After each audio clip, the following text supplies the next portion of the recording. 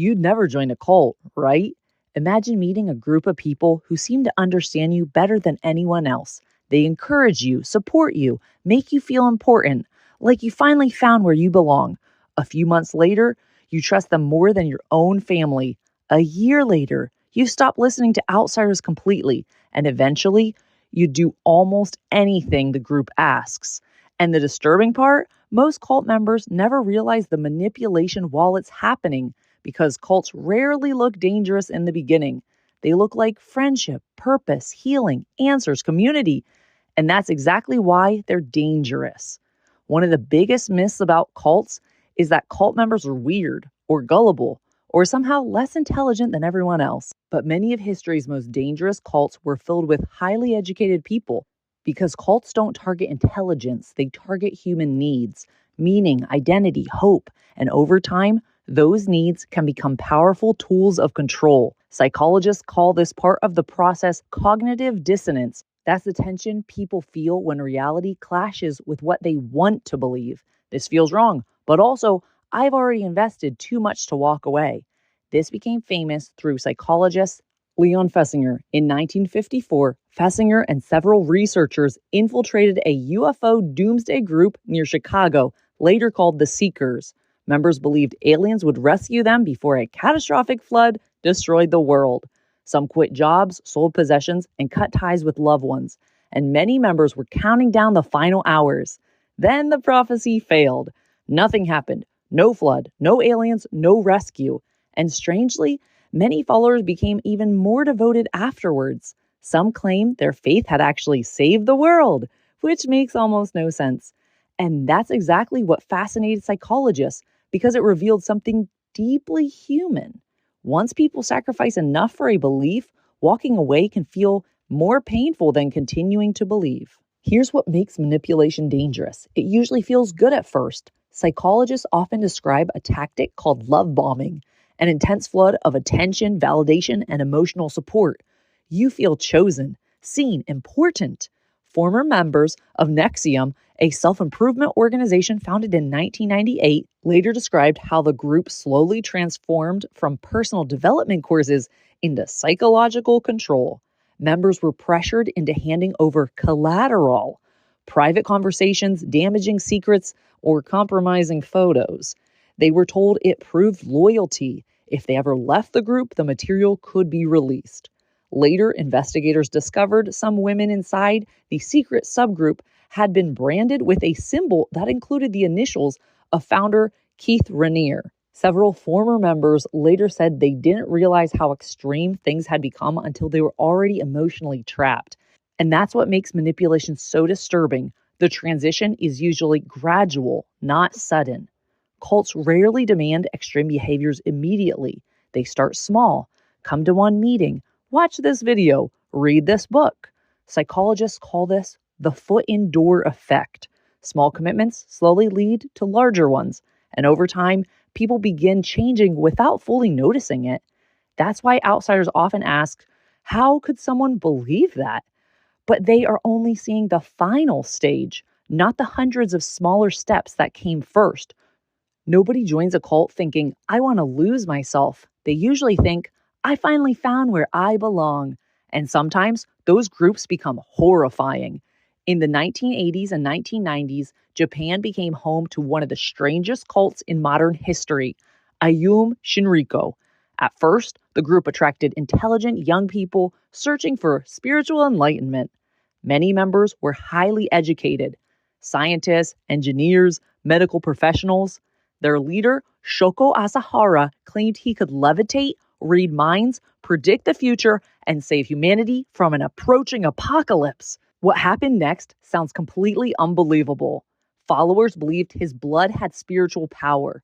Some drank water, supposedly mixed with his blood. Others wore electronic headsets the cult claimed could synchronize their brainwaves with his. And despite how bizarre that sounds now, many members were extremely intelligent people. Over time, the group became increasingly paranoid. Outsiders were described as enemies. Questioning leadership became dangerous. And eventually, cult scientists began manufacturing chemical weapons inside cult compounds. That led to the 1995 Tokyo subway sarin gas attack. During rush hour, cult members punctured bags of deadly nerve gas inside crowded subway trains. Passengers collapsed, struggling to breathe. Some went blind. Others convulsed on the train platforms. At least 13 people died. Thousands more were injured. And maybe the scariest part, many members looked completely normal from the outside. Some had degrees from elite universities. Some helped build chemical weapons for that cult, which completely shatters the stereotype that only unintelligent people fall into dangerous groups, because intelligence doesn't automatically protect people from manipulation. Sometimes it simply helps to justify them. One of the strongest tools cults use is isolation. Slowly, the group becomes your main source of friendship, identity, truth, and emotional support. Outside criticism becomes persecution. Questions become betrayal. Former members often describe slowly losing trust in everyone outside the group. They censor their doubts, and eventually, the group becomes their entire emotional world. That's what makes leaving so terrifying, because leaving may mean losing your friends, your purpose, your identity, sometimes even your entire family. For some former cult members, leaving wasn't losing a belief. It was losing everyone connected to it. And when a group becomes your whole world, walking away can feel like losing your entire life overnight.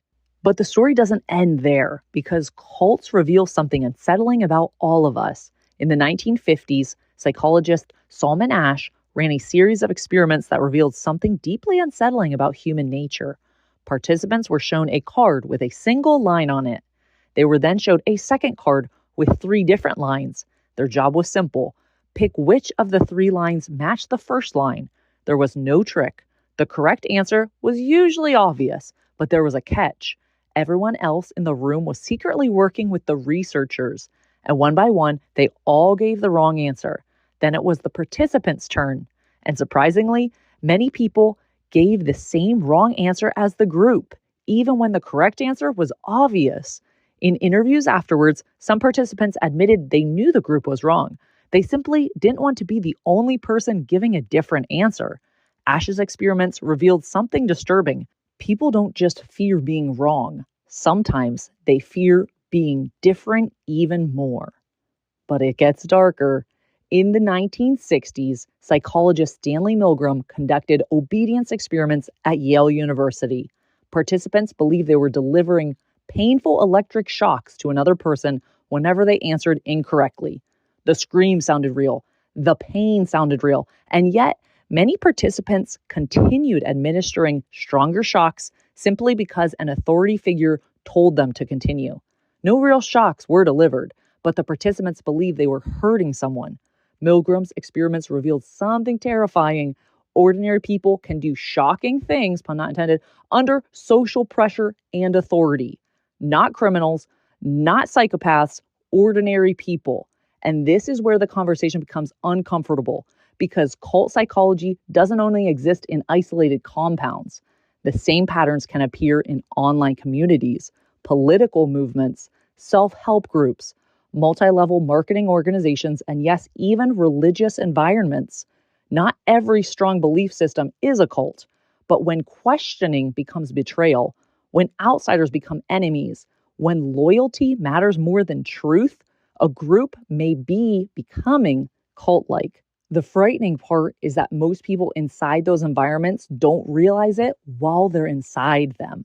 Maybe that's the real lesson. The question isn't, how could someone join a cult? The question is, what would it take to convince me?